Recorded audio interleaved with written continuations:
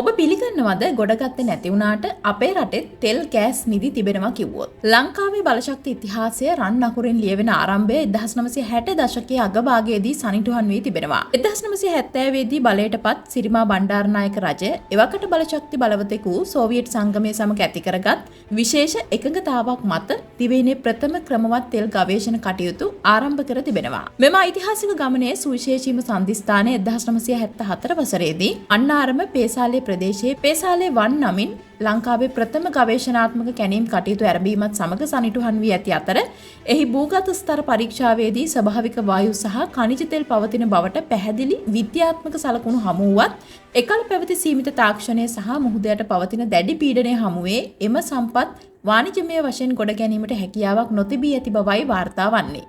ඉන් අනතුරු 1970 දශකයේ අගභාගයේදී සිටි සර්විස් වැනි ප්‍රබල ඇමරිකානු සමාගම් මෙන්ම 1976 දී වෙස්ටර්න් ජියෝග්‍රැෆිකල් සමාගමද නවීන උපකරණ භාවිතයෙන් ගවේෂණ කිහිපයක් සිදු කර ඇතත් ඒවාද අසාර්ථක වී තිබෙනවා.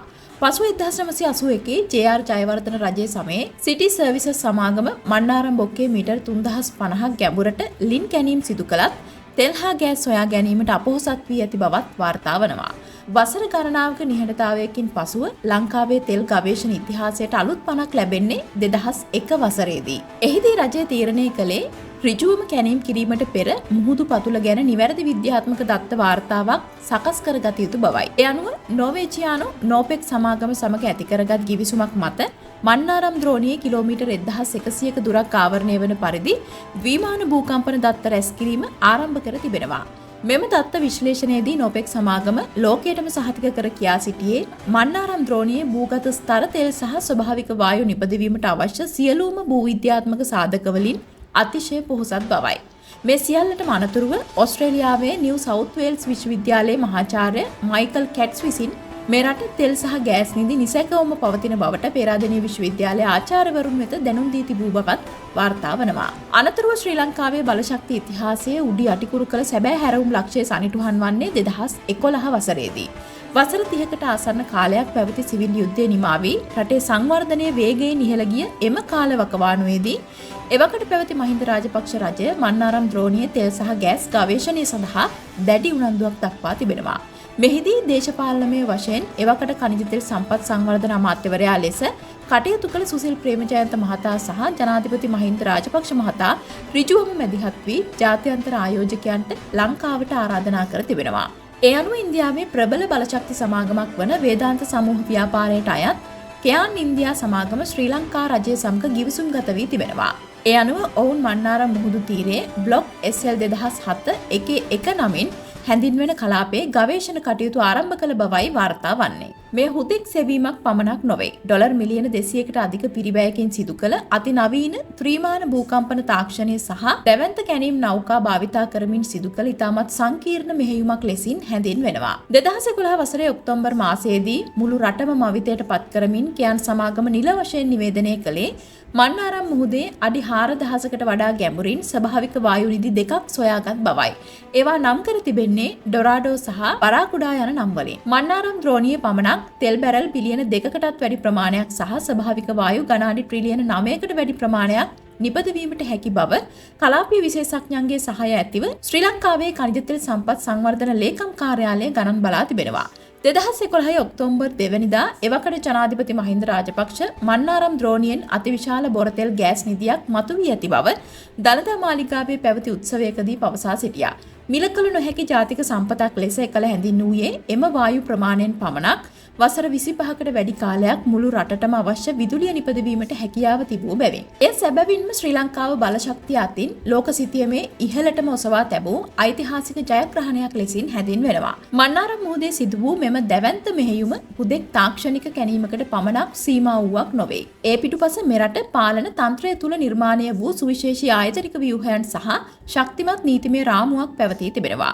විශේෂයෙන්ම 2011 වසර වන විට මෙම ගවේෂණ කටයුතු ජාත්‍යන්තර ප්‍රමිතීන්ට අනුව පාලනය කිරීම සඳහා ඛනිජ තෙල් සම්පත් ලේකම් කාර්යාලය පිහිටුවා ඇති අතර එහි ප්‍රථම අධ්‍යක්ෂ ජෙනරාල්වරයා ලෙස සාලි වික්‍රමසූරිය මහතා තාක්ෂණික මට්ටමින් මෙයට නායකත්වය ලබා දී ඇති බවත් සඳහන්. 2003 අංක 26 දරන ಖನಿජ තෙල් සම්පත් පනත මගින් සැකසුණු නීතිමය පදනම මත එවකට පැවති ආර්ථික සංවර්ධන අමාත්‍යාංශය හරහා විදේශ ආයෝජන සම්බන්ධීකරණය වූ අතර 2008 වසරේදී ඉන්දියාවේ කියාන් ලංකා සමාගම සමග ඇති කරගත් ගිවිසුම මෙහි හැරවුම් ලක්ෂ්‍ය ලෙසින් හඳුන්වනවා. එම ගිවිසුම සුවිශේෂී වූයේ නිෂ්පාදන බෙදා ගැනීමේ ගිවිසුමක් වූ බැවින්. ලෝකයේ ඕනෑම රටක තෙල් සහ ගෑස් ගවේෂණයේදී භාවිතා වන වඩාත්ම සාධාරණ සහ ජනප්‍රියම ක්‍රමය වන්නේ නිෂ්පාදන බෙදා ගැනීමේ ගිවිසුමයි. මෙහි ඇති සුවිශේෂීත්වය වන්නේ ගවේෂණය සඳහා වැයවන සියලුම මූල්‍ය පිරිවැය සහ අවධානම ආයෝජක සමාගම විසින් දැරීමයි. ඒ අනුව මන්නාරම් මුහුදේ කැණීම් සඳහා රජය කිසිදු මුදලක් වැය නොකරන අතර යම් හේකින් සම්පත් හමු නොවුවහොත් එහි සම්පූර්ණ පාඩුව දැරිය යුත්තේද අදාළ සමාගමයි. එහි ඇති වඩාත්ම වැදගත් කරුණ වූයේ ගවේෂණයේදී සිදුවන සියලුම මූල්‍ය අවදානම් කියාන් සමාගම විසින් දරා තිබීමයි. 2011 ඔක්තෝබර් මාසයේදී ස්වභාවික වායු නිධි හමුවීමත් සමග මෙම ගිවිසුමේ මීළඟ අදියර ක්‍රියාත්මක වීමට නියමිතව තිබුණත් 2015 වසරේදී කියාන් ලංකා සමාගම සියලු මෙහෙයුම් අත්හැර ලංකාවෙන් නික්ම යාමට තීරණය කර තිබෙනවා. මහින්ද රාජපක්ෂ රජය යටතේ ගෑස් නිධි සොයාගත්තත් එය ප්‍රායෝගිකව ගොඩ ගැනීමට අවශ්‍ය යටිතල පහසුකම් සකස් කිරීමට එදා පාලකයන් උනන්දු නොවීමත් පසුව 2015 දී බලයට පත් වූ රජයද මෙම ව්‍යාපෘතියට නිසි සහයෝගයක් ලබා නොදීමේත් අවසාන ප්‍රතිඵලය වූයේ 2015 අගභාගය වන විට කියාන් ලංකා සමාගම සියලු මෙහෙයුම් අත්හැර මෙරටින් නික්ම යාමයි. ඒ අනුව 2015 සිට 2022 කාලය තුල ලංකාවේ තෙල් සහ ගෑස් ගවේෂණ ශ්‍රේෂ්ඨය සම්පූර්ණයෙන්ම අඳුරු යුගයකට ගොදුරු වී තිබෙනවා. එදා පාලකීන් තවත් තෙල් නිදක් හමු වුණා යනුවෙන් ජනතාව ඉදිරියේ කළ ප්‍රකාශය අසත්‍යයක් නොවුවත් එය ප්‍රායෝගිකව ක්‍රියාත්මක කරන්න තිබුණු අභියෝග ජය ගැනීමට ඔවුන් සමත් වී නොතිබීම කනගාටුවට කරුණක්. වසර 4ක් පුරා පැවති නිහඬ බව බිඳී ගිය 2022 වසරේ ශ්‍රී ලංකාව මුහුණ දුන් දරුණුතම ආර්ථික අර්බුදය හමුවේ. වසර ගණනාවක් පල් වෙමින් පැවති මන්නාරම් ද්‍රෝණීය ගෑස් ව්‍යාපෘතියට නව පණක් ලැබෙන්නේ 2022 සහ 2023 වසරවලදී සිදු වූ තීරණාත්මක ප්‍රතිසංස්කරණ වලින්. එවකට විදුලි බල හා බලශක්ති අමාත්‍යවරයාගේ මූලිකත්වයෙන් පවතින නීති රීතිවල තිබූ බාධාවන් ඉවත් කර ජාත්‍යන්තර ආයෝජකයන්ට විශ්වාසය තැබිය හැකි විනිවිද භාවයකින් යුත් රාමුවක් සැකසීමට පියවරගෙන ඇති අතර පරණ ආයතනයේ වෙනුවට වඩාත් බලතල සහිත ශ්‍රී ලංකා ඛනිජ තෙල් සංවර්ධන අධිකාරී ස්ථාපිත කිරීමට කටයුතු කර තිබෙනවා. එවකට රජයේ ප්‍රතිපත්තිය වී තිබුණේ රජයේ සතුව මුදල් නොමැති බැවින් ජාත්‍යන්තර ලන්සු කැඳවීම හරහා විදේශ ආයෝජන මගින් මෙම නීති ගොඩ ගැනීමයි.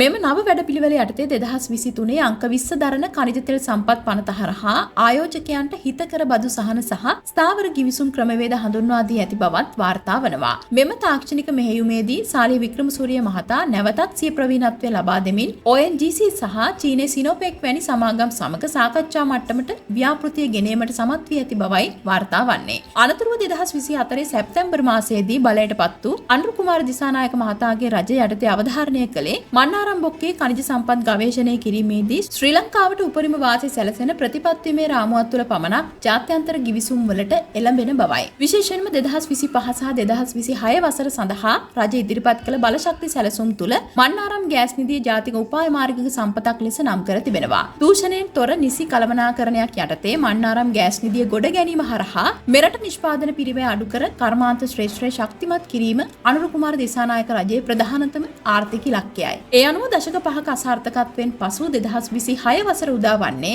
මන්නාරම් ගෑස් නිධිය පිළිබඳව අලුත් බලාපොරොත්තුවක්ද සමගින්. 2023 වසරේදී ඛනිජ තෙල් සම්පත් සංවර්ධන අධිකාරිය ප්‍රතිව්‍යුහගත කිරීමත් සමග ජාත්‍යන්තර ආයෝජකයන්ට නැවතත් දොරට විවෘත වූ අතර ඒ හරහා ඉන්දියාවේ ONGC වැනි බලශක්ති දැවැන්තයන් මන්නාරම් ද්‍රෝණීය ගවේෂණ සඳහා සිය ලන්සු ඉදිරිපත් කර ඇති බව වාර්තා වනවා. ශ්‍රී ලංකා ඛනිජ තෙල් සම්පත් සංවර්ධන අධිකාරියේ නවතම ඇස්තමේන්තුවලට අනුව මෙරට මුහුදු තීරයේ ඝන අඩි ට්‍රිලියන 3ක් දක්වා වූ දැවැන්ත ස්වභාවික වායු නිධියක් සහ බොරතෙල් බැරල් බිලියන කිහිපයක විභවයක් පවතින බවට තහවුරු වී ඇති බවත් සන්ඩේ මෝනින් පුවත්පත සමග පැවැත් වූ සාකච්ඡාවකදී ශ්‍රී ලංකා ඛනිජ තෙල් සම්පත් සංවර්ධන අධිකාරියේ සභාපති සාලි වික්‍රමසූරිය මහතා අනාවරණය කර තිබෙනවා. ආයෝජකයන් ආකර්ෂණය කර ගැනීම සඳහා 2021 අංක 21 දරන ඛනිජ තෙල් සම්පත් පනත මගින් නව නියාමන රාමුවක් හඳුන්වා දී ඇති අතර එක්ස්ප්ලෝර් ශ්‍රී ලංකා වැඩසටහන යටතේ පැරණි ලන්සු කැඳවීමේ ක්‍රමය වෙනුවට ඕනෑම ඕනෑම අවස්ථාවක බලපත්‍ර ලබාගත හැකි විවෘත ක්‍රමයක් හඳුන්වා දෙමින් මුහුදු කලාප කුඩා කොටස් වලට බෙදා ජාත්‍යන්තර සමාගම් වලට අවස්ථාව ලබා දීමට රජය පියවරගෙන ඇති බවත් ඔහු පවසනවා. මේ මහා නිධානයේ දල වටිනාකම